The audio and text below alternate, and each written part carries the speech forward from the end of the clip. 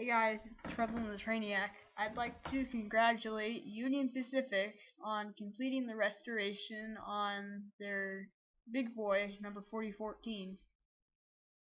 Now back in the 60s, when they retired all of them, somebody said that a big boy would never run again. Well, you're wrong. I don't know if that makes any difference, just remember that. Anyways, so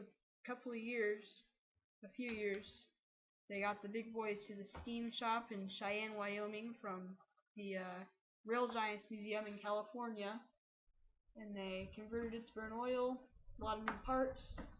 They test ran it yesterday, as I am recording this, May 3rd.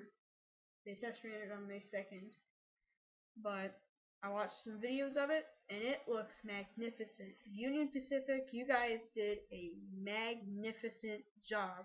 Thanks for watching, and if Union Pacific, you're watching this, great job.